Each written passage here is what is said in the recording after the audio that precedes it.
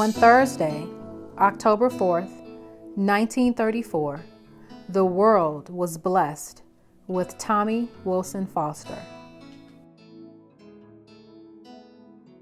Born in Yanceyville, North Carolina, Tommie was raised on a farm where his family grew tobacco crops as their source of livelihood. A handsome young man, growing up, Tommie attended Caswell County Training School and then enlisted in the United States Army in 1956.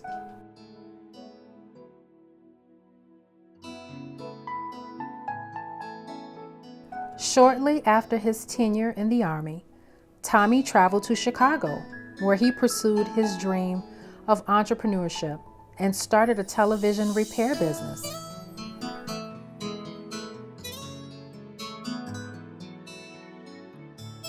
Tommie married the love of his life, Inez, in 1961. What a stunning couple they were. From this union came Tommie and Belvy.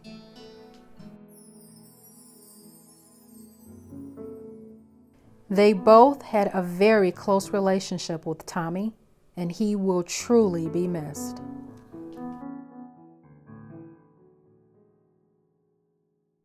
He was a great man and a strong man. I remember growing up as a child that he was always there. He was the one that made sure I got to school every day. He was the one that took care of us while our mother was out working. Since he was self-employed, he had the time to do that. I remember as I started to get older, one of his favorite things, or one thing that was important to him, is that a lady should always be a lady. He made sure that I always had jewelry. I remember the first piece of real jewelry that I got was a blue sapphire ring with 2 diamonds. I got it for Christmas, and he told me all ladies should always have earrings and a piece of jewelry. What you getting ready to do? Finna go get my daughter married. Give her away to some man. So that's gonna be the best part of the day. He also was a man that taught me how to want the best in life and to not accept anything less than that. For example, if somebody came to do something for him, it had to be perfect. And if you talk to any of my friends, they will tell you today that anything I do, I touch, that I'm going to do it over and over, because if it's not good enough for Tommie Foster, then it's not good enough for me. And that's something that I will continue in my life from now for the rest of my life, is to be that strong person, to be that good person, and to do the very best of everything that I can do in everything that I do. My wife and I do.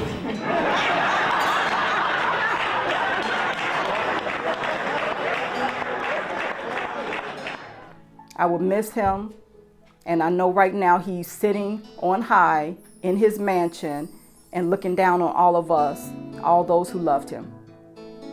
He was absolutely the greatest father a son and daughter could ever ask for.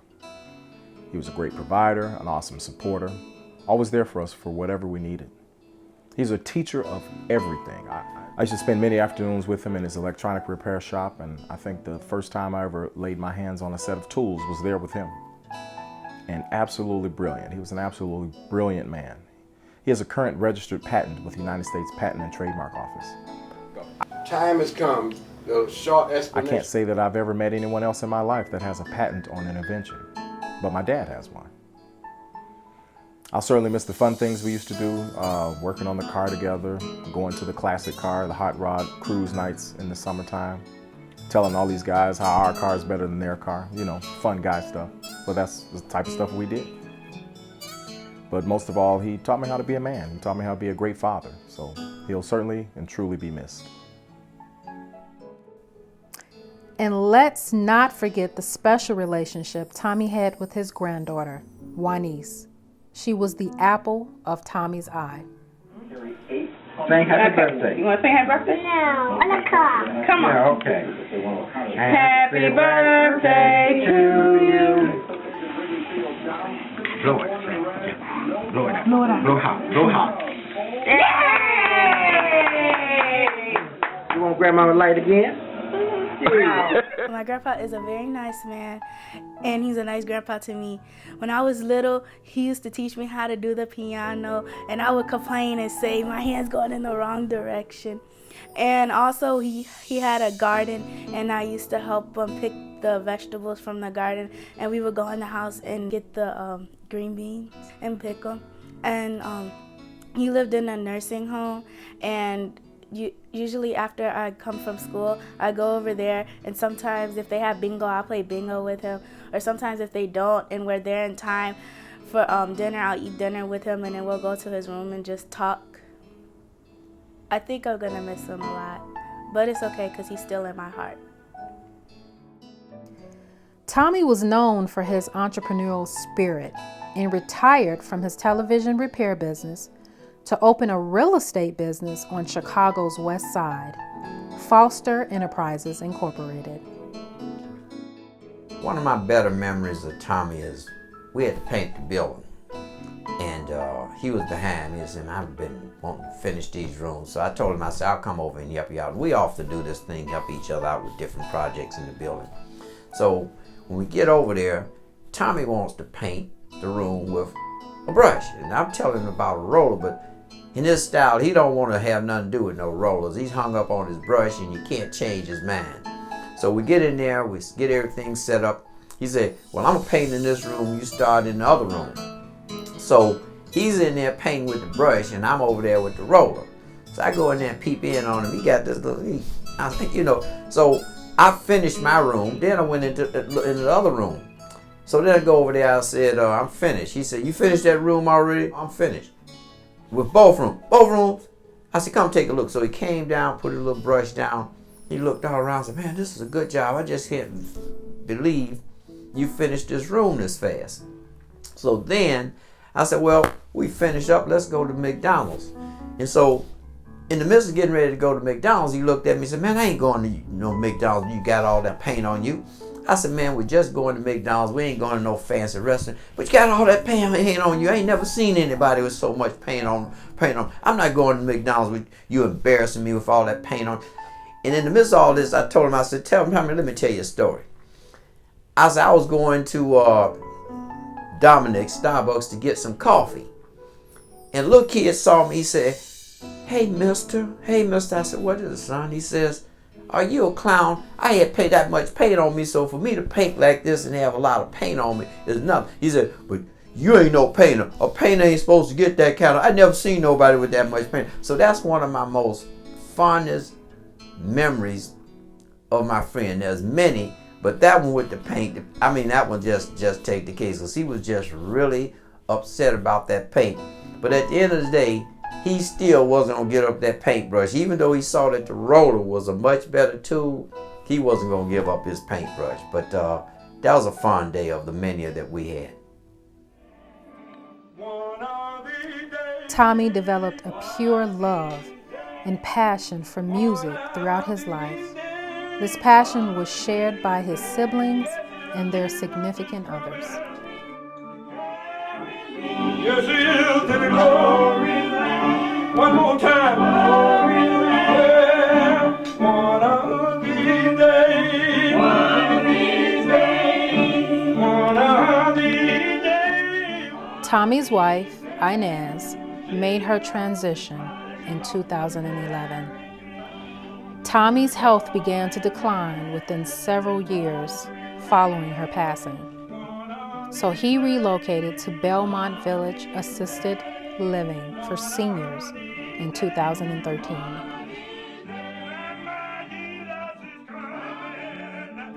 Everyone who came in contact with Tommie was touched in a special way, even up until his last days. Mr. Tommie knows me from being the bus driver, taking people to different places, and sitting at the front desk, we have conversations while he playing the piano. He was a good piano player. Each and every morning, after he had breakfast, he would sit around and tell a few jokes. And I'm like, wow, someplace I heard that joke before from someone. But that short time he was here, what a wonderful person, though. I saw him on the piano, and he always used to sit by the piano. And I sing, so just to get through the day, through work, I would sing. And he heard me singing one day, and he's like, "You sing?" And I'm like, "Yeah, I sing." He's like, "You want to learn how to play?" I'm like, "I would love to learn how to play, but I've always been kind of nervous about learning the keyboard and all that. And all I can say is talented, very talented. Always spoke every day. Every day he saw me, we always would speak. It was really, he was a really nice guy. I didn't get to know him as much like the other pals did, but from what I know, he was a really nice guy. And, he used to play the piano a lot. Really nice guy. So. And I guess Tommie was in the building, and he was always active. He was trying to teach us all how to play the piano. And I kind of liked that. I would have, because I did study piano growing up and never did anything with it though. But he did, he was good to talk to and whatnot. And I think everybody liked him. It was really nice having him here with us. I'm the occupational therapist here at Belmont in Oak Park. And I worked with Tommie on Wednesday, and we had a great session together. Every session right away he tells me, "I'm not quite sure that you're going to be able to fix me. I've got this knee." And every single time we talked together, it was this knee, I've got this crooked knee, and I had a farm accident a long time ago. And so every session I would say, "Well, we're not going to fix your knee. That's not our goal. Our goal is to fix your balance," or things like that. And he just kept bringing up living on the farm, told us stories about experiences that he had. He would interact with some of the other residents or patients in the therapy room, and then there would be conversations. "Oh, I lived on a farm too. Oh, what did you do? How many animals did you have? How many acres did you have?" But my most memorable conversation was actually the last day that I worked with him. And he told me that people lived on the moon, and we had a conversation about there being settlements on the moon of people, and he was very serious about it. And I kept trying to kind of gauge where he was coming from, where he knew that information. But no, I know this to be true. I know this to be true. He was always very serious about everything, but willing to have a laugh too. So. I'm the memory programs coordinator here at Belmont Village, and I think what was really remarkable about Tommie is that in the short time that he was here, he really touched a lot of people. And he used music and his sense of humor. He gave me a piano lesson. And that was one of the neat things, because he came to one of our dementia neighborhoods. And I remember he wasn't too happy about it, right? So what am I doing here with these people?